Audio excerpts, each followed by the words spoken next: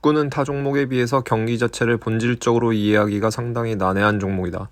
상대적으로 넓은 공간에서 상대적으로 많은 숫자의 선수가 경기가 중단되는 시간이 거의 없이 공의 소유권 여부에 따라서 끊임없이 공격과 수비를 교대로 진행하기 때문에 경기의 흐름과 맥락이라는 것을 파악하기가 굉장히 어렵다. 그리고 이러한 어려움은 결국 경기를 보는 대중들의 시야를 움직이는 공에 제한하게 된다. 쉽게 말하자면 시각적으로 운동장에서 22명의 선수들이 공을 중심으로 어떠한 상황을 연출하고 있는지를 파악하는 것에는 어려움이 클 수밖에 없기 때문에 공을 가진 선수 혹은 공을 가진 선수 주변에서 어떤 일이 일어난지를 통해서 경기를 이해하게끔 하는 것이다. 이로 인해서 대중들에게 있어서 축구는 결국 기술적인 행위의 연속이 될 수밖에 없게 된다. 시각적으로 파악하기 용이한 공을 중심에 놓고 공을 가진 선수가 어떻게 드리블을 했는지, 어떻게 패스를 했는지, 그리고 공을 어떻게 컨트롤을 했는지와 같은 것들을 중심으로 경기를 이해하게 되는 것이다. 흔히 사용하는 표현 중 하나인 A 선수의 환상적인 플레이라는 표현을 통해서도 우리는 이를 체감할 수 있다. 공을 가진 A 선수의 플레이라는 표현에서 A 선수를 제외한 운동장에 위치한 나머지 선수들은 존재하지 않는다. 공을 가진 A 선수가 공을 가지고 어떤 행위를 했는지만을 인지하고 있을 뿐이다.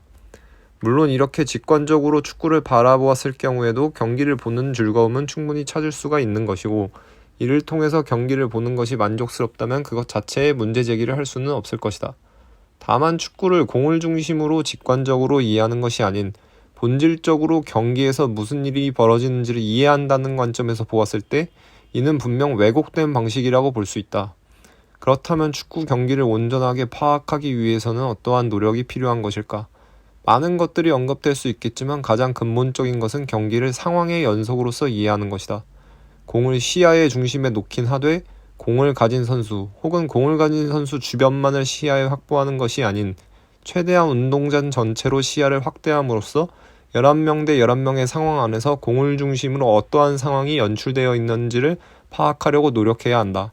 그리고 그 안에서 공을 가진 선수의 행위를 이해할 수 있어야 한다. 공을 가진 선수의 행위, 즉 기술이라는 것을 실행의 단계로서 이해한다면 그 전에 해당 동작을 실행할 것을 판단하고 결정하는 단계인 전술에서 해당 판단이 내려진 이유와 해당 판단을 통해서 실행된 행위로 인한 결과가 무엇인지를 이해하는 것이다. 공을 가진 선수의 판단과 결정은 공을 가진 선수의 주변에도 영향을 미치지만 반대로 공을 가진 선수의 주변 또한 공을 가진 선수의 판단과 결정에 영향을 미치게 되기 때문이다.